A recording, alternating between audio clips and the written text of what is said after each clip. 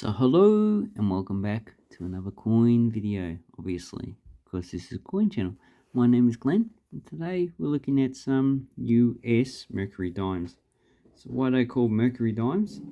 Well, obviously this is not mercury, and obviously the metal of this coinage is also not mercury, because then that would actually be a liquid. So the Mercury Dimes don't have any resemblance to Mercury. What we have here is an allegorical picture of Liberty, and it looks like Mercury with the actual wings and the Phrygian cap. Well, even the cap, they say it's Phrygian.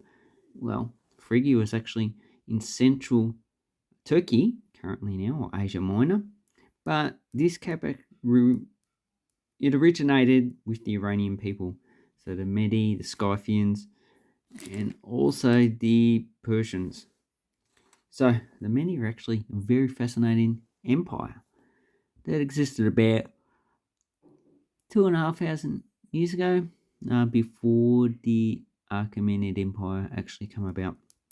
So anyway, this coin was first minted in 1916. So this coin here, last minted in 1945, but I don't have the day and last date. It was replaced by the Roosevelt dime, which is actually quite a nice coin. Unlike the 1 cent coin, which went from an Indian head to some abomination. But it did replace the Barbara dime, which just looks like a decapitated head. And before that, they had the Seated Liberty dime up until 1891, which really was just a rip-off of the Britannia. So, on this side, we have the Fascus. So this is a Roman,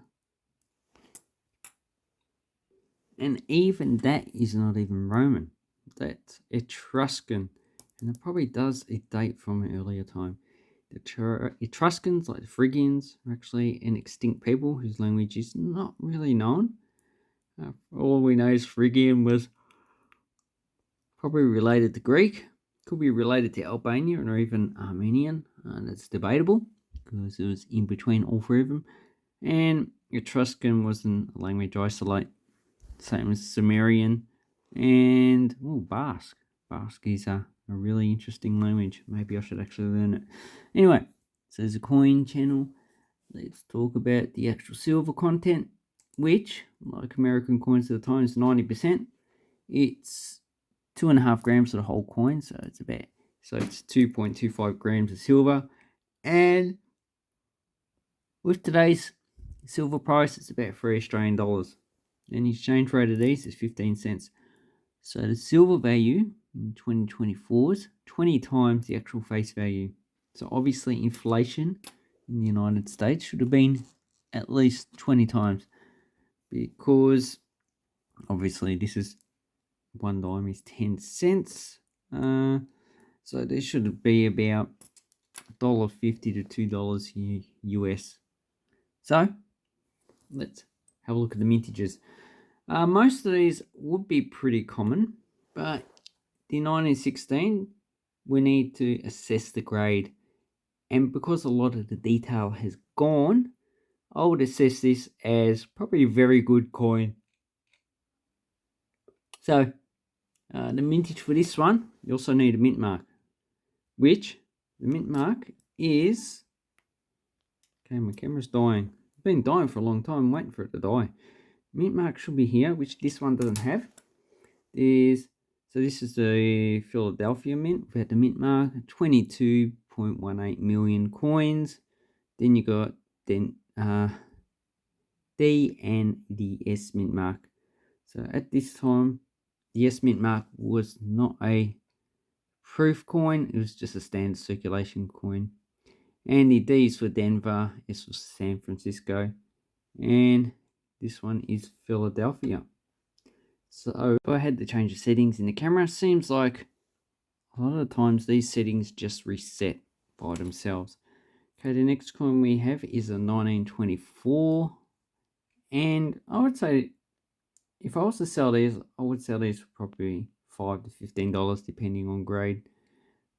This one, 1924, has a mintage of. It would also depend on the mint mark, but I'd say this is probably fine condition. Has too much scratches, and also the reading. So this one is S, so San Francisco, and that has a mintage of 7.12 million. So one of the lower mints. This side looks like probably very fine condition. So that one I'll probably sell more like over around the $15 mark. And 1927, also very good grade. And we need to find out the mint mark. They should put the date and the mint mark on both sides. Looks like it doesn't have one, so that's 27 million.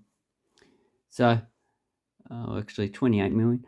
So, I'll grade that probably about, yeah, very good. Probably closer to bullion value, $3, but if you're going to sell on eBay, probably $5. Okay, then we have 1928. Once again, is that a mint mark? No. So, that's 19.5 million. So, once again, probably fine. Very good to find. Oh, and I didn't mention who the actual designer was. That is Adolf Alexander Feynman. You probably think, oh, Adolf, that's a very bad German name. Well, he was born in 1870 and he immigrated to the United States in 1885. So even by the First World War, he was pretty much an American. Probably didn't have much of an accent in German. You know, immigrating at a young age, you would adopt the local accent quite quickly, unlike when you were older. Okay, so 1929. This one is no mint mark, so that's 25.97 million. And in this grade, probably also fine. And my grading is Australian grades, which differ slightly in the United States. Okay, the next one, 1936. So obviously we're skipping a lot of coins, but most of those are pretty common. And 1936, there's a good double dial verse footy, no mint mark. But this one is the S. San Francisco, probably very fine condition. And has a mintage of 9.2 million. So I don't even know the value, but if I was to sell this, probably about $15. Although that's probably on the high end of the actual value. So this is a 1940 with the initials of the actual designer. And it has "In God We Trust." Yes, Shiva must be a good god. 1940, Liberty. So obviously that's the name of it. Liberty, Equality, Égalité. Oh, sorry, that's French. Talk about copying other places. Cultural appropriation. Very good. And here we have "A Pluribus Unum." From many, one. So one nation, from many people. Yeah, I would say it's pretty stable with all the immigrants. But I wouldn't say it's ever been one country. Okay, so the 1940 had a mintage of 65 million. So obviously, in the run-up, in the run-up to the Second World War, it's actually an increase in coinage. And during the Second World War, this doesn't apply just to the United States, also Canada, Australia, any place that it participated in the war. It's actually an increase in coinage to pay for the war effort. And also, you have a lot of people moving around for the war effort, so a lot more coinage was used. Like in Australia, had a lot of US and other servicemen going in and out. They took coins in and out. Population increase. So there would have been an increase in the actual mintage of these coins. And that's what we see from 1942 onwards. Okay, 1943. No mint mark.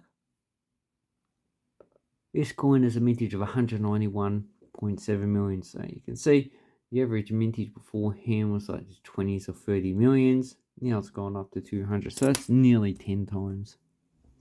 And the last coin I have is the 1944. And that had a mintage of 231 million. But we didn't check the mint mark D.